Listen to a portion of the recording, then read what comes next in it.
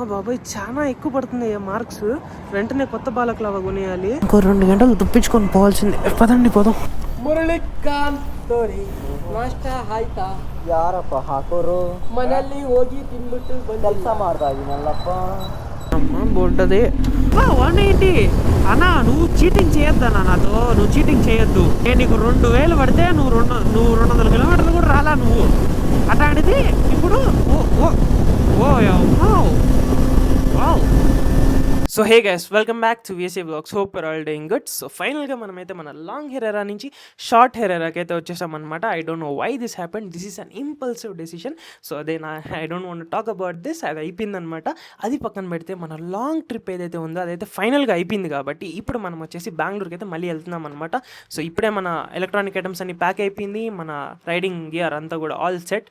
Just helmet వేసుకున్నామా, gloves వేసుకున్నామా, Z9 తీసుకున్నామా, డైరెక్ట్గా బెంగళూరుకి వెళ్ళిపోయామా. బట్ ఇవన్నీ కాదు, బేసిక్గా నేను అంటే ఒక చిన్న ఇన్ఫర్మేషన్ అయితే ప్రొవైడ్ చేస్తాను, తీసుకోండి. సో బేసిక్గా ఏంటంటే మనం కనుక స్కిన్ కేర్ అనేది తీసుకున్నా తీసుకోకపోకపోయినా బేసిక్గా మన స్కిన్ని సన్ నుంచి వచ్చే హార్మ్ఫుల్ UV రేస్ నుంచి ప్రొటెక్ట్ చేసుకోవడం అనేది మనకైతే చాలా ఇంపార్టెంట్ అనమాట. ఇందుకోసం మనమైతే డెఫినెట్గా ఒక సన్ స్క్రీన్ అయితే వాడాలి. సో నేనైతే ఒక సన్ స్క్రీన్ అయితే రెగ్యులర్గా యూజ్ చేస్తున్నా. అది వచ్చేసి డర్మాకో వాళ్ళ 1% hyaluronic sunscreen oil free gel అనమాట. సో బేసిక్గా ఇది వచ్చేసి అన్ని బ్రాండ్స్లా కాకుండా డిఫరెంట్ అనమాట. బయట సన్ స్క్రీన్స్ ఎలా ఉంటాయంటే మనకు వచ్చి అన్ని ఆయిల్ బేస్డ్ సన్ స్క్రీన్స్ అనమాట. బట్ ఈ ప్రోడక్ట్ వచ్చేసి మనకి ఆయిల్ ఫ్రీ అనమాట. సో బేసిక్గా ఆయిల్ బేస్డ్ సన్ స్క్రీన్స్లో ఏమవుతుందంటే మన స్కిన్ అనేది చాలా డల్గా అయిపోతుంది. అండ్ దాంతోపాటు ఆయిలీనెస్ అనేది కూడా బాగా ఎక్కువ కనిపిస్తుంది. దీంతో మనకి ఏమవుతుందంటే ఆయిలీనెస్ అనేది బాగా యాక్సలరేట్ అయిపోవడం వల్ల మన స్కిన్లో ఉన్న పోర్స్ ఏదైతే ఉంటాయో అదే క్లాగ్ అయిపోతాయి అనమాట. సో బేసిక్గా ఈ ప్రోడక్ట్ వచ్చేసి ఆ క్లాగింగ్ ప్రాసెస్ని అయితే స్టాప్ చేస్తుంది. అంటే మనకి బేసిక్గా క్లాగ్ అవ్వదు, ఎందుకంటే ఇది ఆయిల్ లేదు కాబట్టి.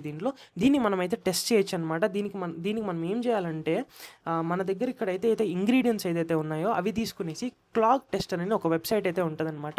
సో అక్కడ మనం టెస్ట్ చేసామంటే మనకి మన స్కిన్ అనేది క్లాగ్ అవుతుందా లేదా అని మనకైతే క్లియర్గా అయితే చూపించేస్తుంది.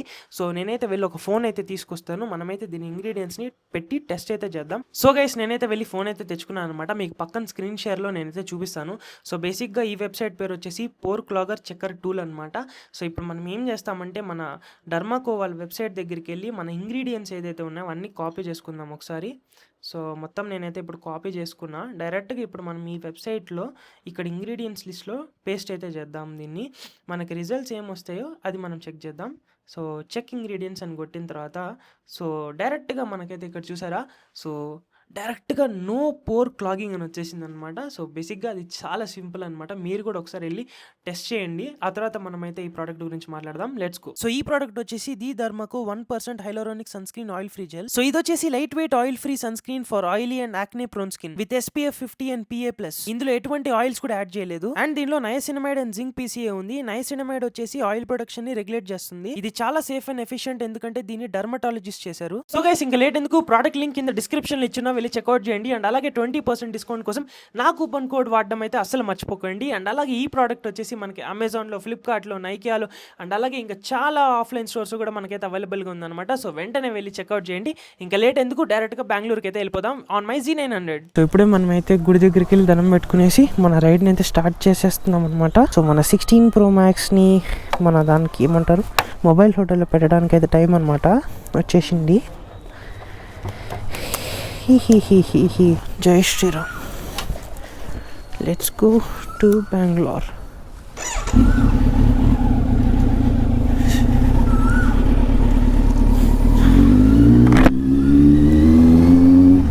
సో డైరెక్ట్గా వ్లాగ్ని అయితే నేను తిరుపతి బెంగళూరు హైవే దగ్గర కంటిన్యూ చేస్తా. చాలా మాట్లాడుకునేది ఉంది. Let's go. గాయస్, ఇక్కడ కన్స్ట్రక్షన్ జరుగుతుంది. I'm not sure for what they are doing it. మనమైతే పక్కన ఆపుకున్నాము. అండ్ నా బైక్ ఏంటంటే చాలా రోజులు ఉంది కదా తోలి. So I feel the front end ఉంది కదా, ఇట్స్ కైండ్ ఆఫ్ హెవీ, కొంచెం హెవీ ఎక్కువ ఉంది. I don't know why that is happening, but check చేపిద్దాం. ఎలాగో ఈ మంత్ సర్వీస్ చేయించేది ఉంది. ఓకే చలో, let's go. Let me check my GoPro also ఒకసారి. బికాస్ చాలాసార్లు ఏమవుతుందంటే ఆడియో రికార్డ్ కాకపోతే మాట్లాడేదంతా waste. I'll check it once, then we'll start our ride. Chalo guys, chalo, everything seems to be working. అరే చినుకులు పడుతున్నాయిరా, అయిపోయిందిరా, బతికైపోయింది. నేనమ్మ వాటర్ బ్యాగ్ తెద్దాం అనుకున్నా, I mean బ్యాగ్కి water proof తెద్దాం అనుకున్నా, కవర్ ఒకటి చాలా పెద్దదేమైనా పడిందంటే ఏంది నా పరిస్థితి.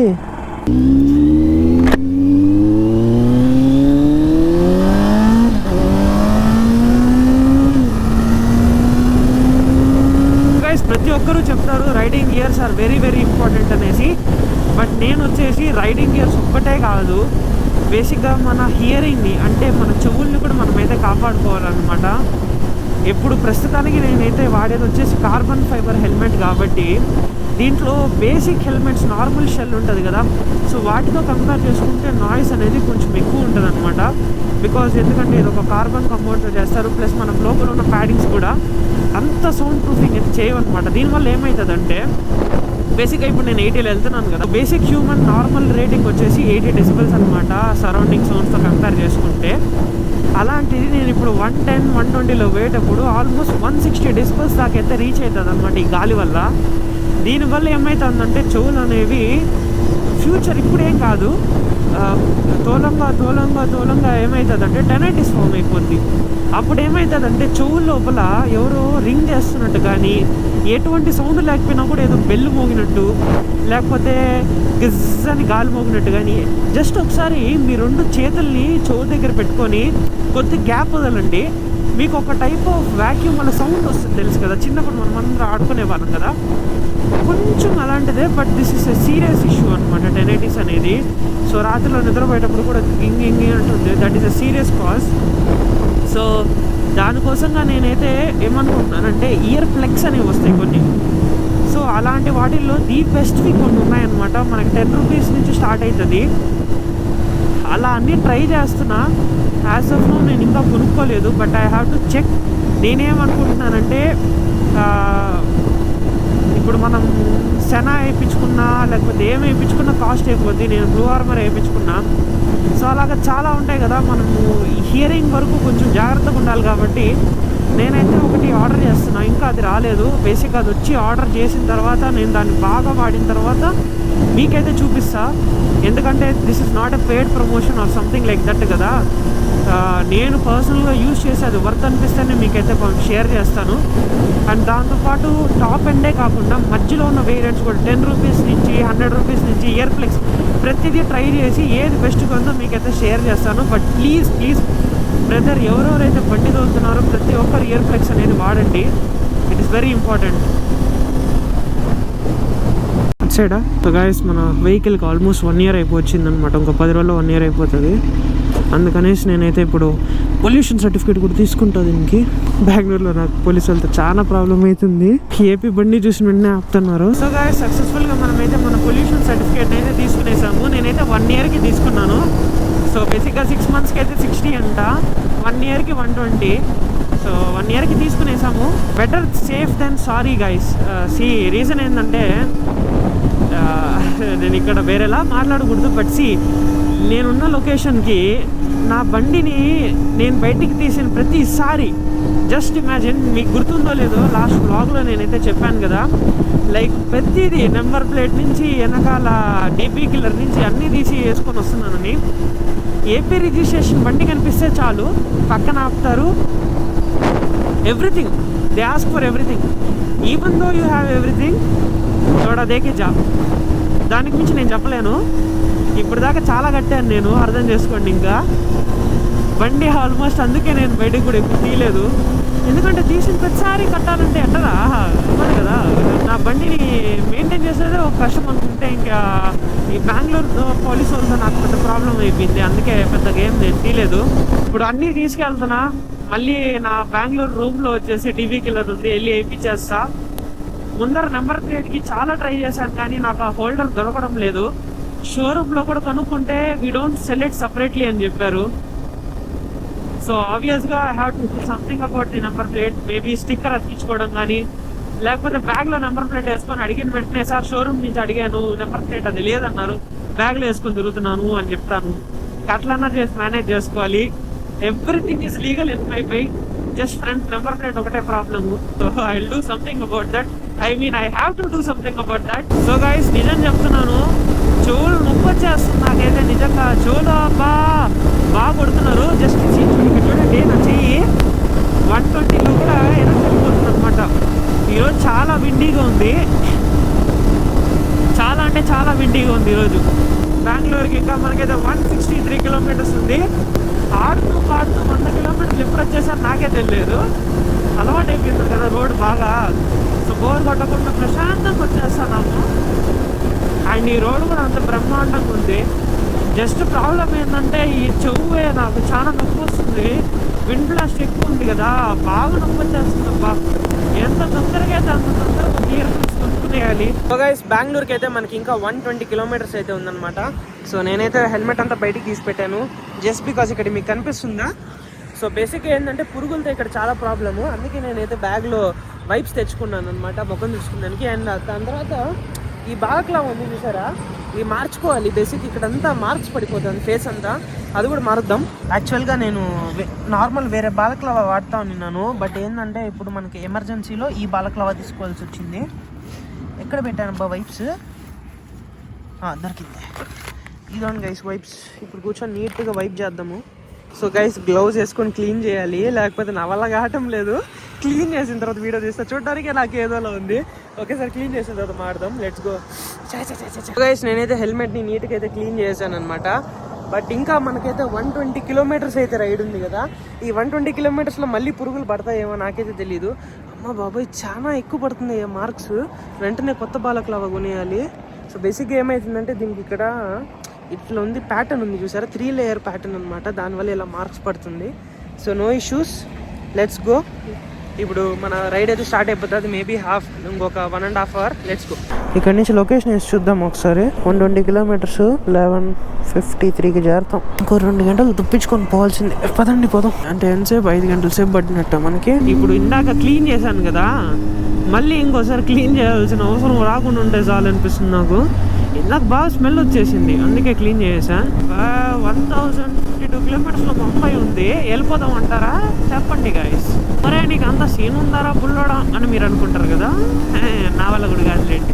ఇంకా మనకైతే 75 కిలోమీటర్స్ అయితే ఉందన్నమాట. బట్ మన బండి అయితే అప్పుడే ఫ్యూయల్ కొట్టుకోవడం స్టార్ట్ అయిపోయింది. సో బేసిక్గా నా బండి మైలేజ్ ఇవ్వలేదనే అనుకోవాలి. అక్కడ చూపిస్తుంది 17 అని, బట్ 17 అయితే కాదు. రాలేదా మన బండి, ఏం చేద్దాం? వెళ్ళి పెట్రోల్ బంక్లోకి అయితే పట్టించేసుకుందాము. ఫుల్ ట్యాంక్ వేసేద్దాం కదా. 500 అన్న, 500 సరిపోతుంది. మళ్ళీ అక్కడికి వెళ్ళిన తర్వాత బెంగళూరు లోపల పట్టించుకోవచ్చు ప్రశాంతంగా. ಮುರಳಿಕಾಂತ್ ತೋರಿ ನಾಷ್ಟ ಆಯ್ತಾ? ಯಾರಪ್ಪ ಹಾಕೋರು? ಮನೆಯಲ್ಲಿ ಹೋಗಿ ತಿನ್ಬಿಟ್ಟು ಕೆಲಸ ಮಾಡ್ತಾ ಇದೀನಲ್ಲಪ್ಪ. అమ్మ బొడ్డది హ్యాండిల్ అంతా దీనివల్లే చెడిపోయింది. తీసేస్తుందాన్ని నేను, ఎందుకంటే మధ్యలో పోయి ఇరుక్కుంటుంది, ఇంబ్యాలెన్స్ అవుతుంది. అంటే హైవే కదా, ప్రాబ్లం లేదు. ఇక్కడ నుంచి మొత్తం రోడ్ అంతా ఇటేటట్టు ఉంటుంది. ఇంతసేపు దాంట్లోనే వచ్చేసరికి చిరాకు వచ్చేసింది. మొత్తంగా 500 పట్టించేస్తా. ఇప్పుడు టెన్షన్ లేకుండా వెళ్ళిపోవచ్చు. ఫుల్ ట్యాంక్ కూడా పట్టించవచ్చు. కానీ నాకు ఈ హైవేలకు వచ్చేసరికి నాకు చాలా భయం guys. To be very frank, నాకు భయం అనమాట. ఈ హైవేలో ఫుల్ ట్యాంకులు పట్టేయాలంటే వీళ్ళు సరిగ్గా పట్టరు. ఫస్ట్ టైం నా లైఫ్లో స్కామ్ జరిగిపోయింది నాకు. 500 రూపాయలు పెట్రోల్ బండికి పట్టిస్తే వాడు అసలు ఎంత 200 పట్టాడేమో మ్యాక్సిమం నాకు తెలిసి. సో ఆ 200తో నేను బండి ఆగిపోయింది. నాకు బండి ఇక్కడి నుంచి ఒక 10 కిలోమీటర్స్లో ఆగిపోయింది బండి. అది కూడా కామెడీ ఏంటంటే నేను ఆల్మోస్ట్ అప్పుడు 220లో నిన్న 220 స్పీడ్లో ఆగిపోయింది అది కార్నర్ దగ్గర. So we have to be very careful. మనం ఏమనుకుంటాము ఉంటుందిలే అనుకుంటాము, బట్ ఆడ తీరా చూస్తే సినిమా వేరే అయిపోయిందే. ఇప్పుడేంది ఇది రేంజ్ 177. ఓ అమ్మ సూపర్. ఏది 4 కిలోమీటర్లకు వచ్చాడు. ఒరే 180. అన్నా నువ్వు చీటింగ్ చేయొద్దు అన్న, నాతో నువ్వు చీటింగ్ చేయొద్దు. నేను నీకు 2000 పడితే నువ్వు 200 కిలోమీటర్లు కూడా రాలా నువ్వు. అట్లాంటిది ఇప్పుడు సో గాయస్, మనమైతే ఆల్మోస్ట్ వచ్చేసాం. సో ఇక్కడ నుంచి ట్రాఫిక్ వల్ల 1 hour 45 minutes పడుతుంది అనమాట. అంటే ఒక 1.5 సేపు ట్రాఫిక్లో అనమాట. ఇప్పుడు కాస్త రిలాక్స్ అవుతాను. నేను యాక్చువల్గా ఇక్కడ ఆపిన దానికి రీజన్ ఏంటంటే ఫోటో తీసుకుందామని చెప్పేసి. బేసిక్గా తమ్నైల్కి దాంతోపాటు తమ్నైల్ వద్దులే, జస్ట్ ఇన్స్టాగ్రామ్లో అట్లా ఫ్లెక్స్ చేద్దాం. పని అయిపోయింది. సో ఎవరైనా నన్ను కనుక ఫాలో చేయకపోతే ఇన్స్టాగ్రామ్లో it's racing monster, you guys can follow me. Everything యూట్యూబ్లో నేను అప్పుడప్పుడు వీడియోలు పెడుతున్నప్పుడు దాన్ని ప్రతిరోజు పెడుతుంటా, stories and all. You will love it. Let me take some clicks and I will continue the vlog. మీకు కెమెరాలో కనిపిస్తుందో లేదో తెలీదు, ఒకసారి చూపిస్తే చూడండి, మొత్తం ట్రాఫికే. సమ్ లాస్ట్ ఓరి జస్ట్ మిస్. వీడితో జాగ్రత్తగా ఉండాలిరా నాయన. సడన్ బ్రేక్లు వేస్తున్నాడు వాడు, బ్రేక్ లైట్ కూడా లేదు.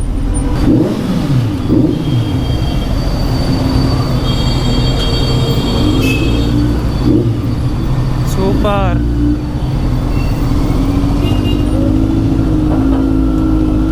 ఇక్కడ ఇంతసేపు తోలుకొచ్చి ట్రాఫిక్లో తోలాలంటే మెంటల్ వచ్చేస్తుంది గైస్ నాకు సీరియస్గా. I think maybe 6-7 hours drive చేసా కూడా ఇంత టైర్డ్ ఉండదు.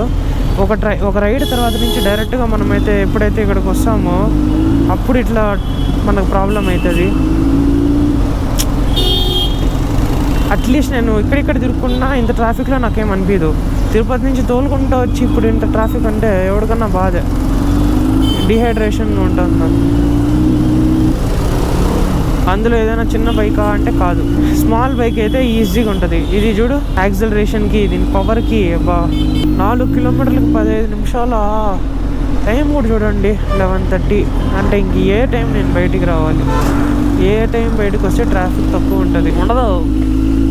బెంగళూరులో ట్రాఫిక్ తక్కువ అనే మాటే ఉండదు. ఇదే కనుక కార్లో వచ్చానంటే ఒక్క నొప్పి లేకుండా, అది కూడా ఆటోమేటిక్ కార్లో వచ్చానంటేనా స్వామిరంగా కొనేస్తాను నేను కూడా. నెక్స్ట్ ఏ కారు కొన్నా ఆటోమేటిక్గా తీసుకుంటా, మాన్యువల్ జోలికే పోను నేను. ఇంకా ఎక్కువ మాట్లాడితే ఏమంటారు, సెల్ఫ్ డ్రైవింగ్ కార్స్ అవే తోలుకోవాలా, మనం పక్కన కూర్చొని ఉండాలా. అలాంటివి తీసుకుంటే ప్రశాంతం, ఏ సిటీకి పోవాలంటే ఆ సిటీకి పోవచ్చు, ఆడు బండి తోలుకోవచ్చు. ఆల్మోస్ట్ రీచ్ అయిపోవచ్చాం అనమాట. సో రూమ్కి వెళ్ళిన తర్వాత వ్లాగ్ని అయితే కంటిన్యూ చేస్తాను. Let's go. సో గైస్ ఫైనల్గా మనమైతే మన రూమ్కి అయితే చేరిపోయామన్నమాట. అసలు ఎంత మెస్సీగా ఉందంటే చూపికపోవడమే మేలు అనమాట. రూమ్ని అయితే వాడు చూడు అరనిక్కర్ వేసుకొని తిరుగుతున్నాడు, ఏడేమో అట్టిపండు తింటున్నాడు, ఊడేమో పోతున్నాడు. ఆడికి పోతున్నారా? టైం ఎంత అయిందిరా? చలో guys, see you guys again in my next video.